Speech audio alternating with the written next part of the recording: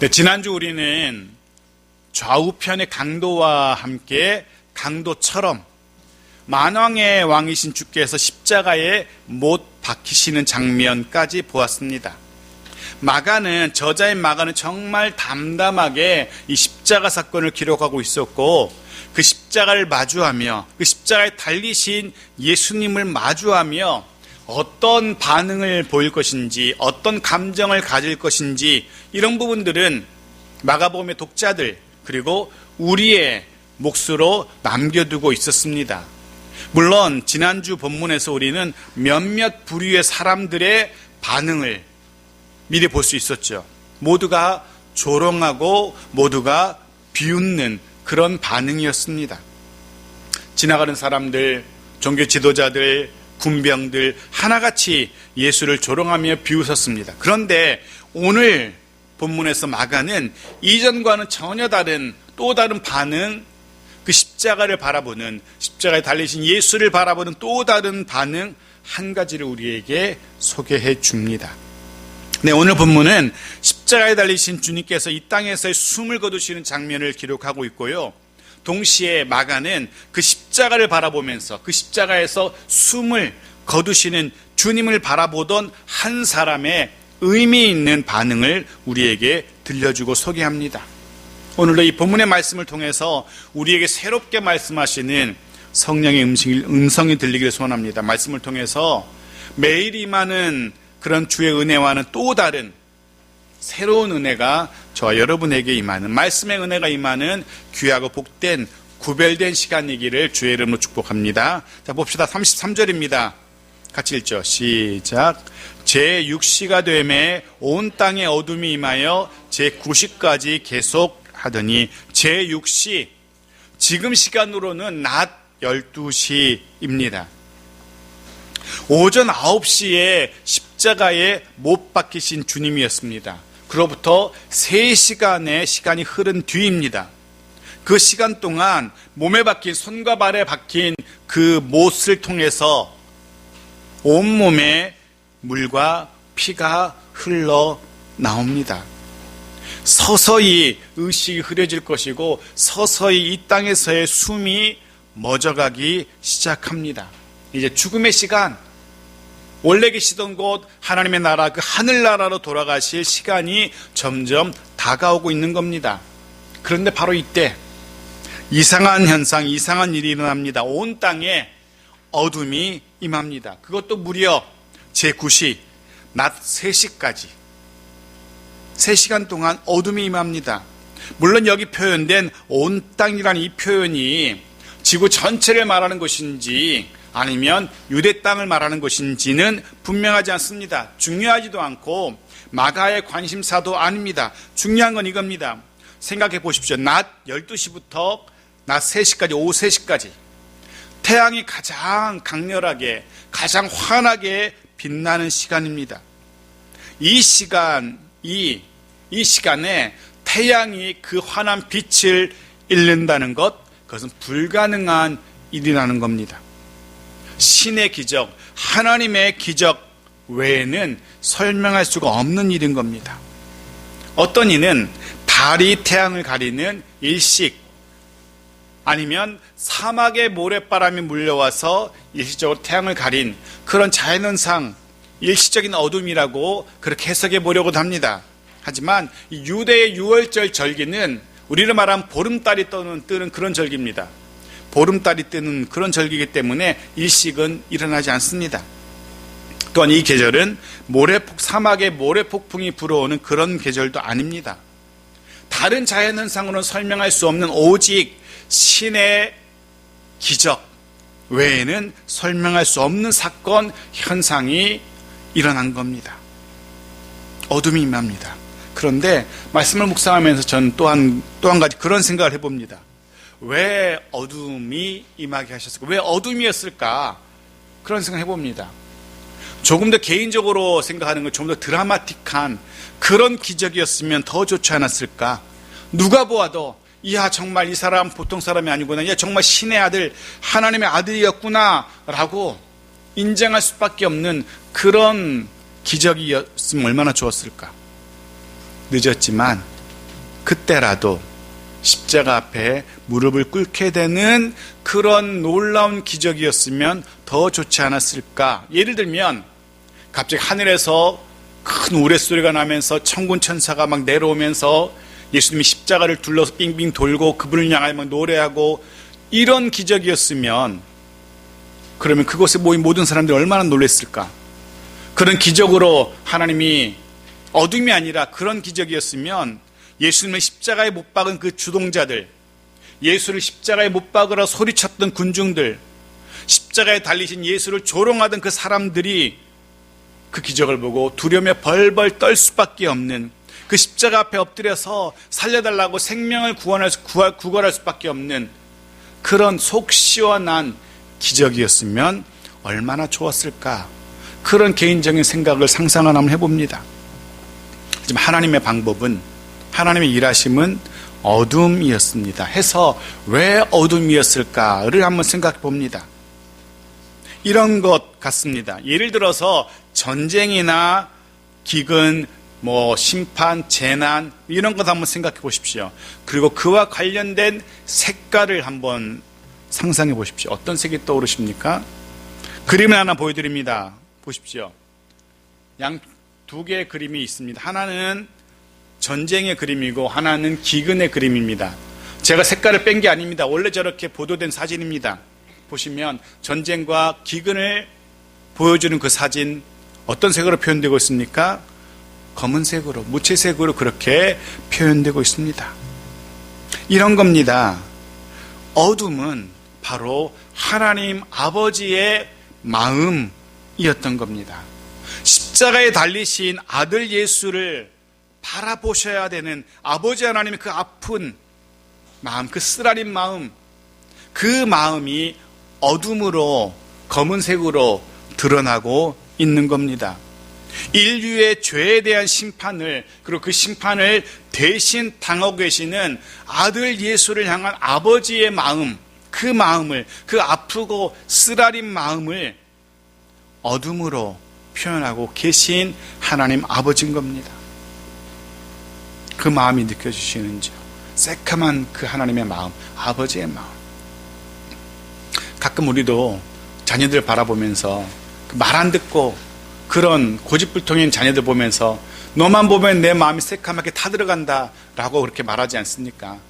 하나님 아버지의 마음이 지금 새카맣게 타들어가고 있는 겁니다. 34절 보십시오. 그 아버지의 마음에 주님이 이렇게 반응하십니다. 같이 읽죠. 시작. 제9시에 예수께서 크게 소리 지르시되 엘리 엘리 라마 사박다니 하시니, 이를 번역하면 나의 하나님 나의 하나님 어찌하여 나를 버리셨나이까 하는 뜻이라. 그렇게 설명할 수 없는 초자연적인 현상, 어둠이 물러간 후에 예수님께서 이렇게 크게 소리를 지르십니다. 어둠을 통해서 하나님의 심판을 목격한, 어둠을 통해서 하나님의 마음을 마주한 아들 예수, 아들 주님의 외침, 하나님 아버지를 향한 부르짖음이었던 겁니다. 엘리 엘리 라마 사박다니. 무슨 뜻이라고요? 이 아람어의 의미는 나의 하나님 나의 하나님 왜 나를 버리셨나이까 입니다. 그 어둠을 통해서 주님은 자신을 버리신, 아들인 자신을 버릴 수밖에 없었던 아버지 하나님의 그 쓰라린 마음을 마주하게 된 겁니다. 그럴 수밖에 없었던 아버지의 그 마음을 확인한 아들 예수의 절규가 이렇게 나타나고 있는 겁니다.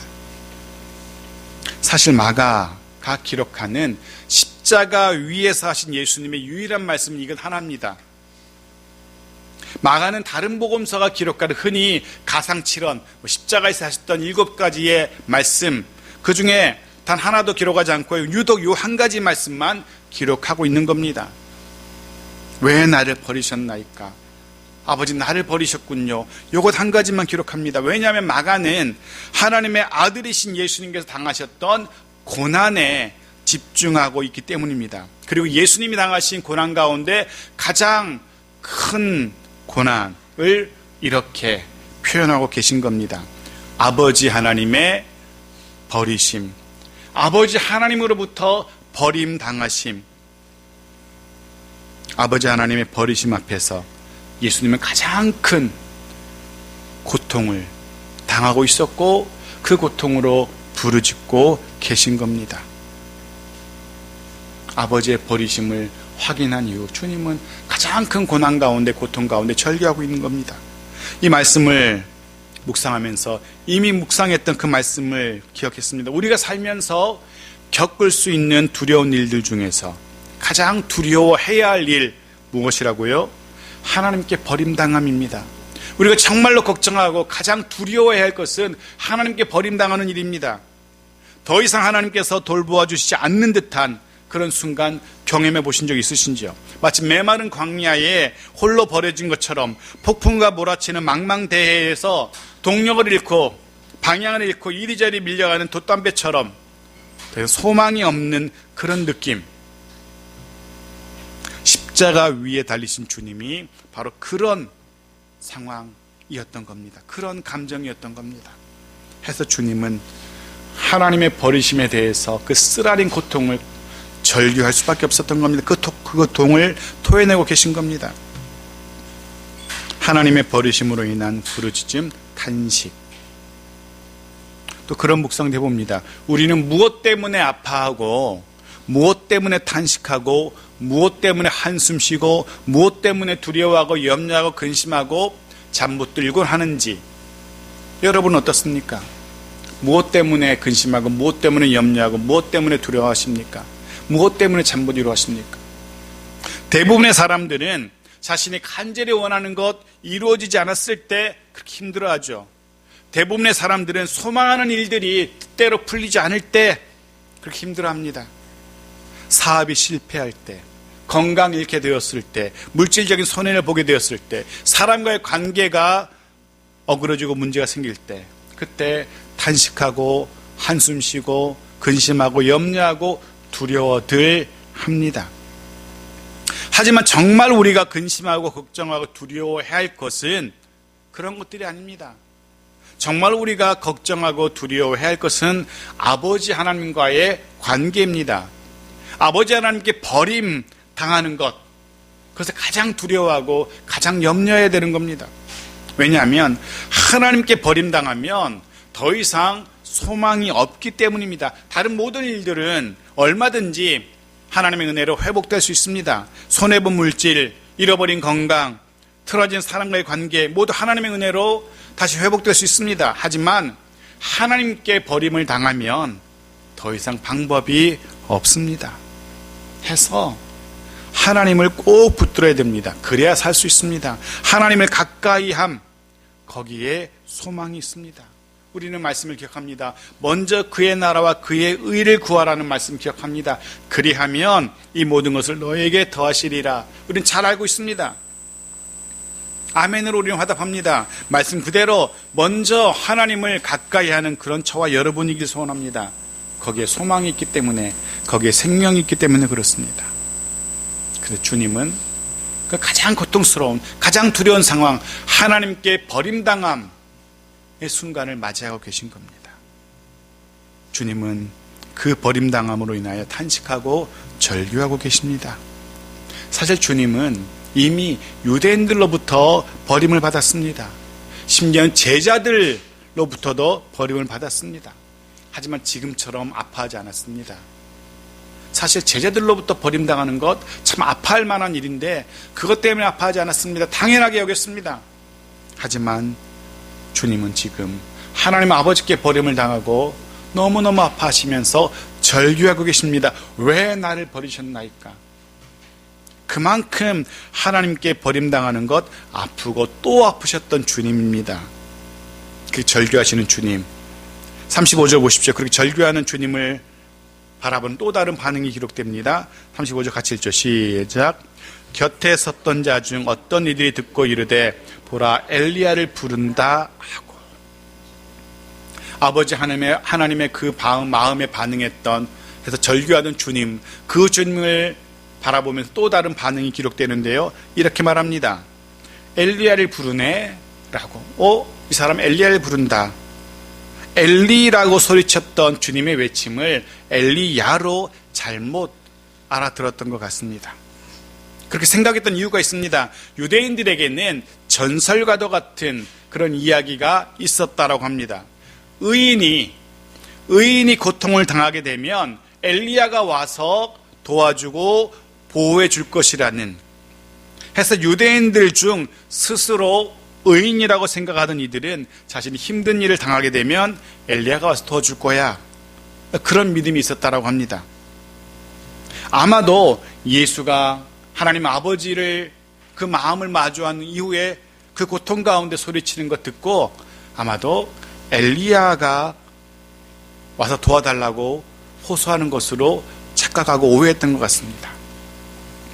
엘리야를 향해서 호소하는 것으로. 근데 기억하십시오. 저와 여러분을 도울 수 있는 이는 예수님밖에 없다는 사실 꼭 기억하십시오.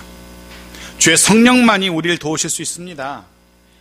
지치고 힘들 때, 도무지 그 어디에서도 그 누구로부터도 소망 찾을 수 없을 때, 한숨만 나고 눈물만 나고 그냥 억울한 것처럼, 세상 억울한 것처럼 느껴질 때, 바로 그때가 주의 성령의 도우심을 바랄 때입니다. 바로 그때가 주의 성령이 역사하실 때이고요.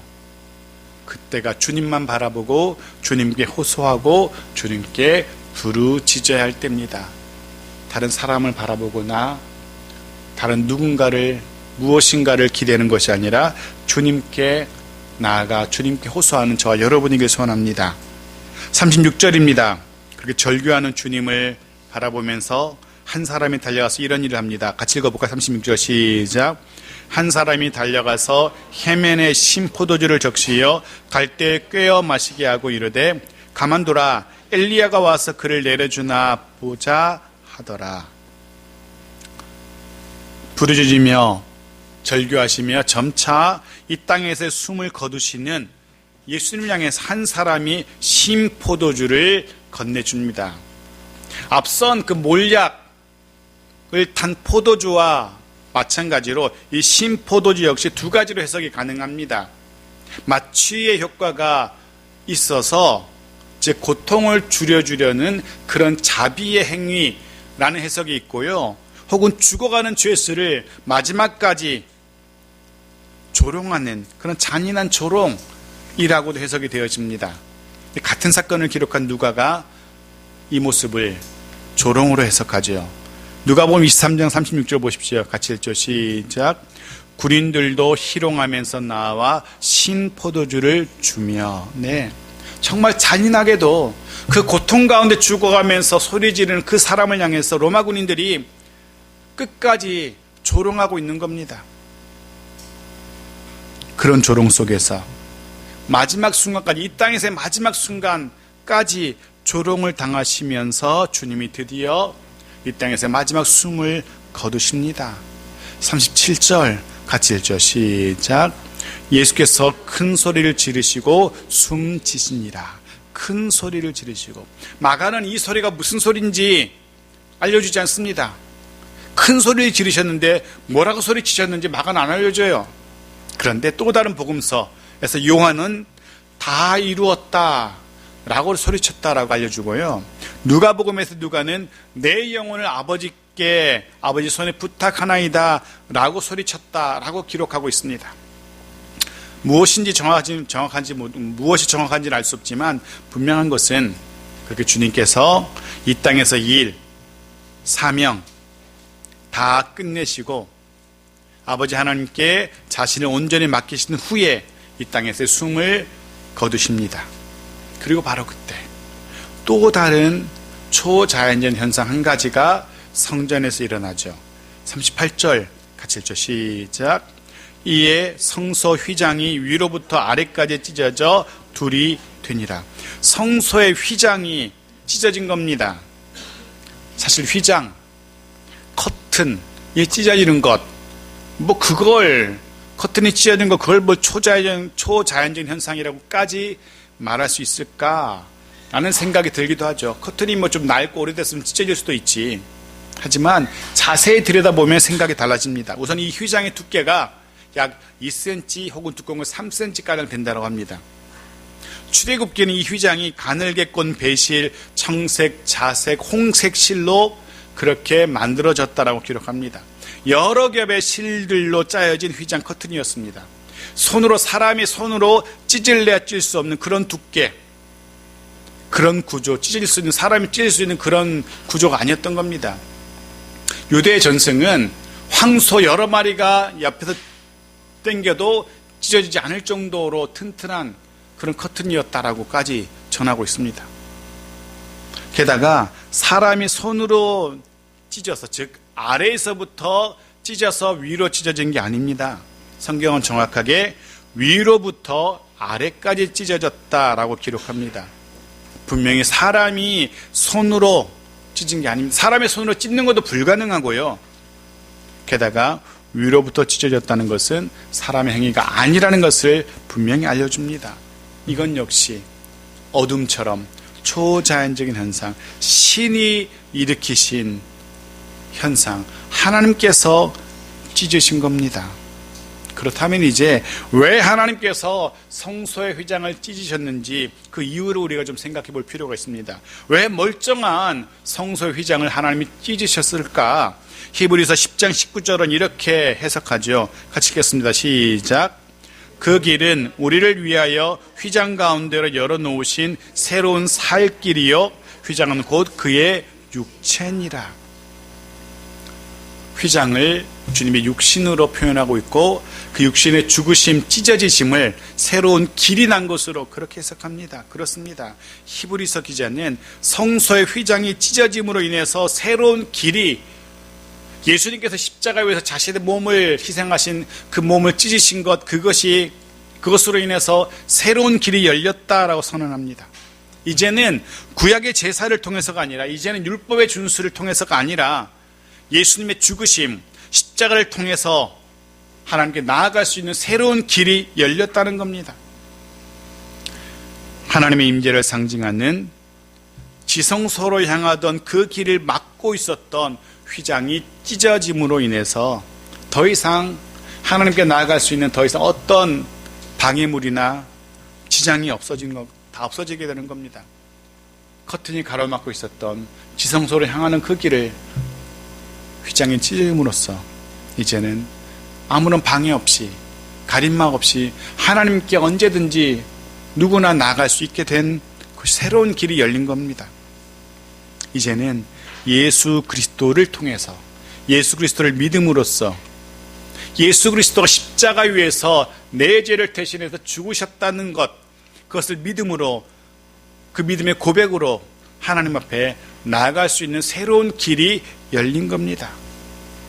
물론 또 다른 해석도 가능합니다. 성소의 휘장이 찢어졌다는 것은 곧 일어나게 될 성전의 파괴의 전조 증상이라고도 해석할 수 있습니다. 실제로 더 이상 예수님 이후 성전은 하나님께 나아가는 그런 길의 기능 다 잃어버렸죠. 그래서 주님께서 내 집은 기도하는 집인데 강도의 굴을 만들었다라고 분노하셨지 않습니까? 성전의 제사는 이미 그 기능과 효력을 상실한 겁니다. 해서 휘장의 찢어짐은 그런 성전이 더 이상 필요 없게 되었음을 보여주는 눈에 보이는 증거라고 할 수 있습니다.